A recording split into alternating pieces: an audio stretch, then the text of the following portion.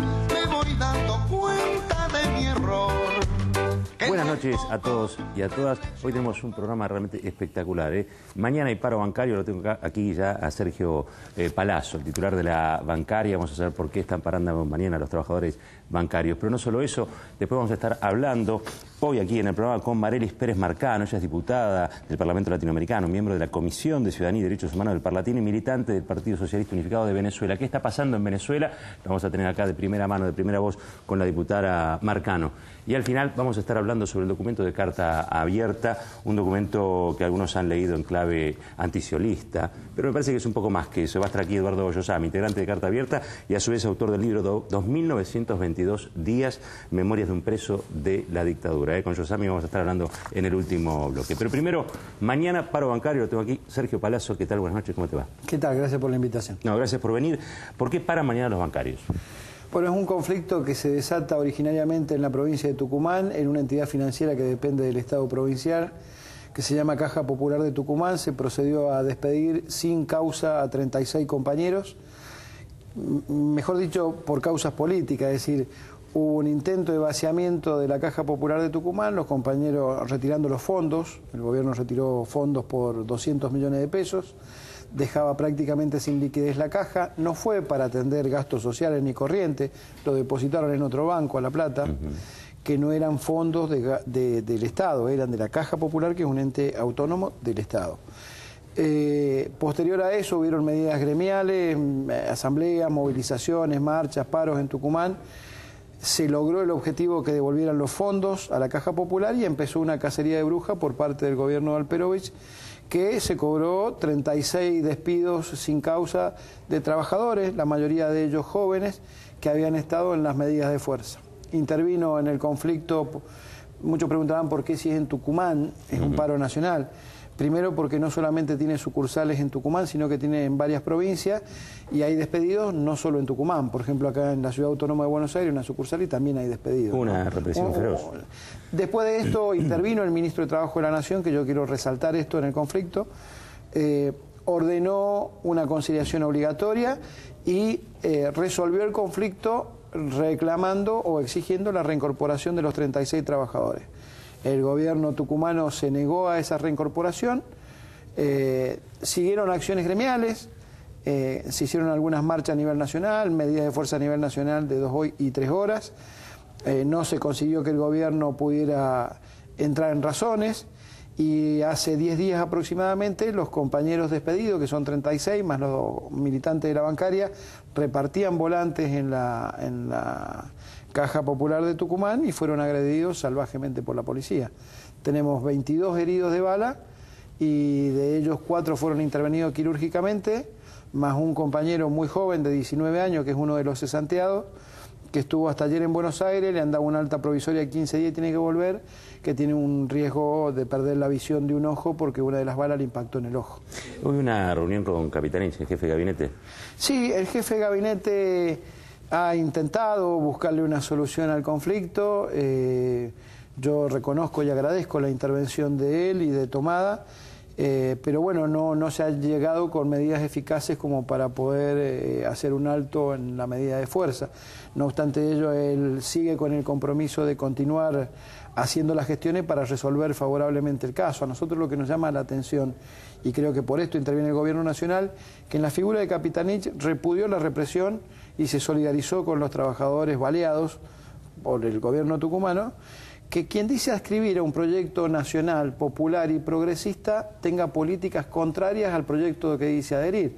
Mientras hay un gobierno nacional que pretende cuidar el empleo, acá se destruye el empleo sin justa causa, mejor dicho, por causas gremiales o persecuciones gremiales. Mientras hay una política muy clara y celebrada y reconocida del Gobierno Nacional en materia de derechos humanos, acá se le tiran balazos a los trabajadores porque van a reclamar que se cumpla una resolución del Ministerio de Trabajo que obligaba a su reincorporación. Entonces, bueno, esto sumado a que sabemos que la mitad del gabinete de Alperovich viene de la época de Bussi, cuando era del busismo, digamos, que era la dictadura militar de Tucumán, atroz y feroz, bueno, nos pone en una situación de que el gremio tiene que tomar partido a nivel nacional y toma partido a favor de los trabajadores. A ver, A ver, yo para entender un poco el alineamiento de Palazzo, de la bancaria, estaba leyendo hoy que en lo que fue el lanzamiento del FAUNEN, o del Frente Amplio UNEN, estuvo presente Palazzo, digamos, como una referente gremial del espacio. Pero a nivel nacional, ¿apoya al gobierno? ¿O yo estoy No, nosotros tenemos, a ver, el sindicato bancario es un crisol ideológico importante. Muchas veces somos la más acabada expresión de la contradicción política de la clase media argentina, los bancarios. Pero en ese marco cada uno de nosotros tiene su actividad privada y no mezcla lo institucional, tiene su formación política, y yo he sido afiliado radical de toda la vida y por eso estuve en el lanzamiento. No obstante ello, no es óbice mi afiliación radical como para que yo no reconozca en este gobierno una serie de adelantos, y en particular hacia los trabajadores. ¿Cómo no voy a acompañar la política de derechos humanos de este gobierno? ¿Cómo no voy a acompañar la política de cambios en la Corte Suprema de Justicia de la Nación? ¿Cómo no voy a acompañar el ciclo ininterrumpido de paritarias más largo de la historia argentina, que nos ha permitido discutir salario, ingreso y condiciones de trabajo?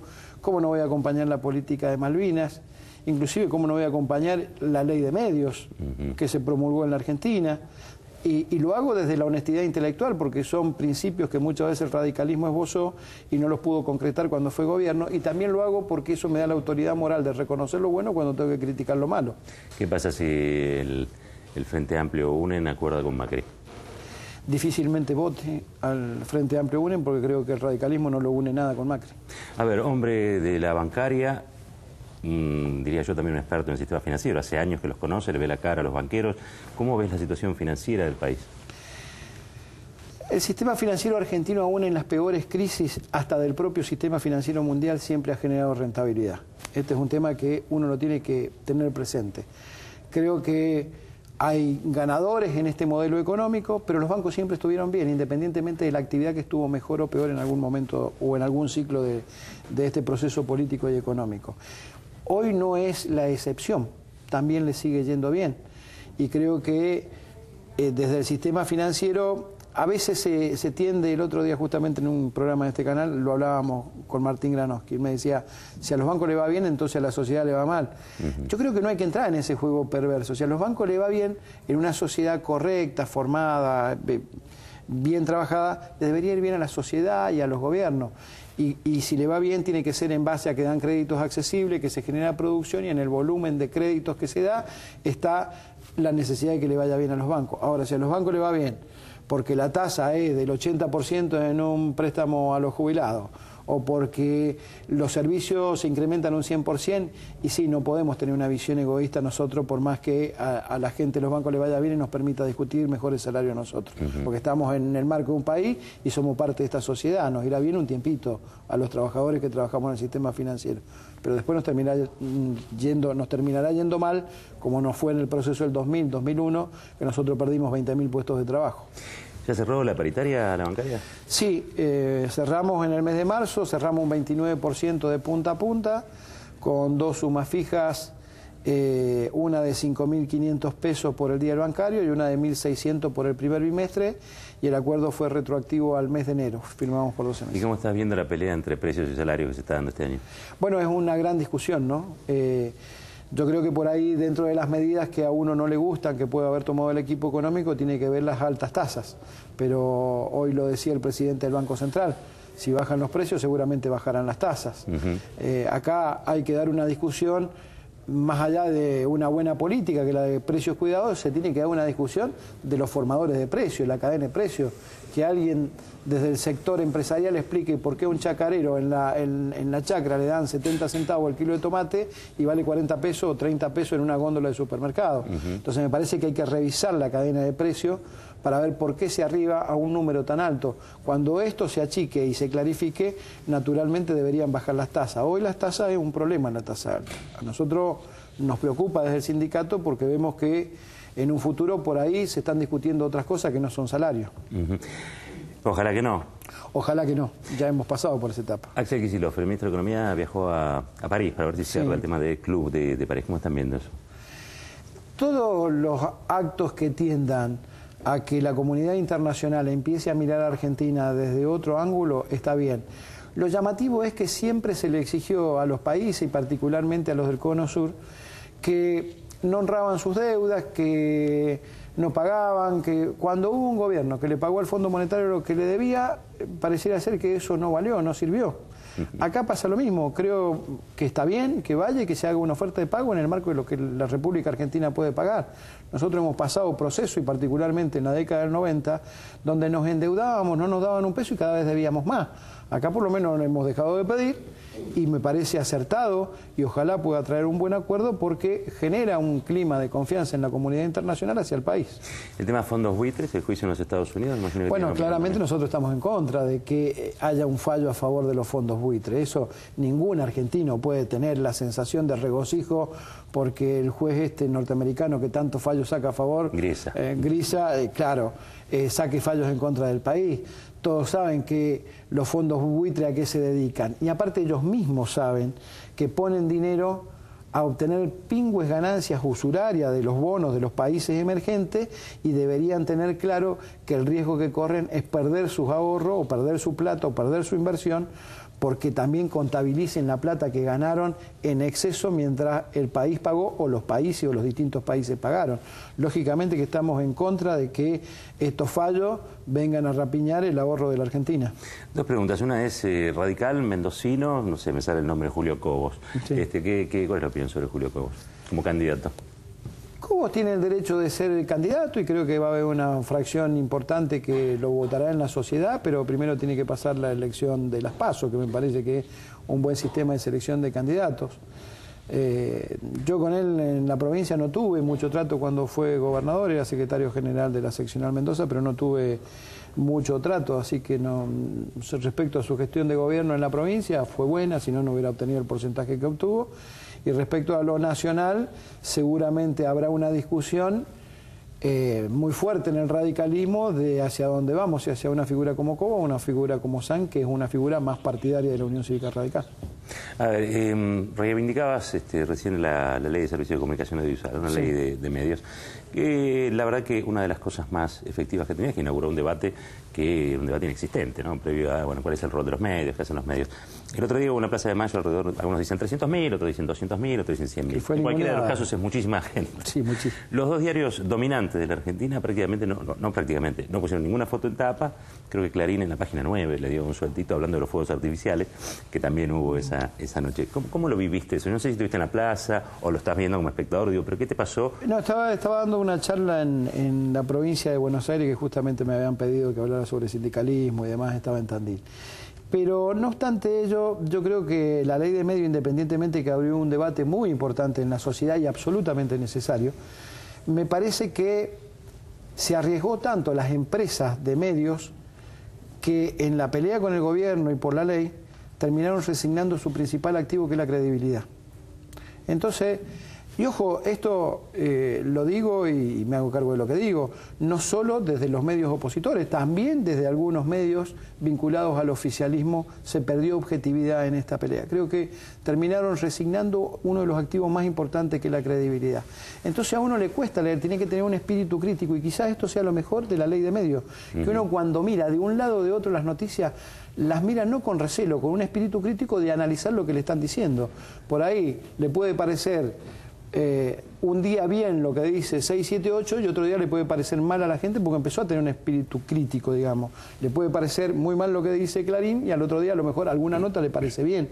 Lo que digo es, generó una conciencia de que las verdades no son reveladas 100% porque salgan en una tapa de un diario. Esto es lo mejor. Eso está clarísimo. Digo, es una de las consecuencias positivas. Recién estaba pensando, vos mencionabas 678. Cuando fue lo del 8N, la famosa marcha del 8N, 678 me acuerdo que le dio amplia cobertura a ese 8N. Sí.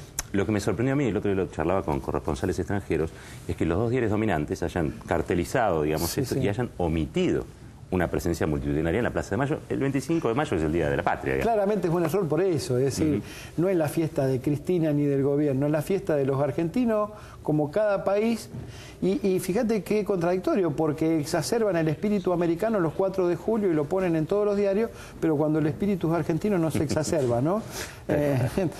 Entonces, claramente es un error. en donde se están priorizando una pelea a partir de la ley de medios y con el gobierno, que nada tiene que ver con la realidad de lo que pasó el 25 de mayo, que la gente se volcó a la plaza, y no fue gente militante ni llevada por un choripán y una gaseosa, fue gente que quiso ir a festejar el Día de la Patria, y no se reflejó en la justa medida que se tiene que reflejar. A veces la gente se agota de que todas las noticias sean malas. A ver, yo soy, vuelvo a decirlo y lo digo orgulloso de mi militancia en el radicalismo, pero yo le encuentro cosas buenas al gobierno y le cuestiono malas, y seguramente quisiera que un radical esté en la presidencia de la nación. Lo que no puedo obviar es que hay cosas buenas. Entonces, cuando hay cosas buenas, uno no tiene que sentir la culpa de decir que las cosas están bien. A ver, si el peronismo no hubiera acompañado a Alfonsín en cuanta asonada militar hubo, hoy seguramente no tendríamos democracia, porque se hubiera instalado en el país nuevamente el proceso militar en la Argentina. Entonces el peronismo tuvo ese gesto. Nosotros también, los que venimos de otros partidos políticos, tenemos que tener gestos idénticos. Por supuesto que tenemos un pensamiento ideológico distinto, que no es tan distinto, porque si vos mirás las agendas... Raíces muy comunes. Son raíces populares, son raíces inclusive con el mismo socialismo. Entonces, bueno, son formas de mirar cómo es la función del Estado y cómo conduciría uno u otro. Yo no creo en las malas noticias ni en las buenas noticias permanentes. Y vuelvo a decir, lo malo para los medios fue que en la ley de medios perdieron su principal activo, que era la credibilidad. Lo bueno para nosotros, los ciudadanos, es que tenemos un espíritu crítico cada vez que hay una noticia y la analizamos como tiene que ser. Sergio, gracias por estar acá. Bueno, mañana paro bancario. Ojalá se termine solucionando allí el problema en Tucumán. Sí, lo último, déjame agregar, nosotros la semana que viene probablemente estemos haciendo ya una presentación en la Comisión Interamericana de Derechos Humanos por la represión que sufrieron nuestros compañeros contra el gobierno de Tucumán, y lamento y pido disculpas a los usuarios de los bancos por la medida que hemos tenido que tomar, pero hace 1 año y medio que nos despidieron compañeros sin causa y que hay una resolución del Ministerio de Trabajo de su reincorporación que no se cumple. Muchas gracias. Gracias por estar acá. Me voy a ver ahora Eduardo Yosami. Estuvimos leyendo la carta abierta, la última carta abierta. Eduardo, ¿cómo te va? Bien, gracias. Gracias por venir. No, por favor. Algunos la interpretaron solamente en clave anticiolista. A veces la carta es más extensa que eso. Pero es cierto que expone, digamos, cuáles serían algunos de los límites de este colectivo de intelectuales que apoyan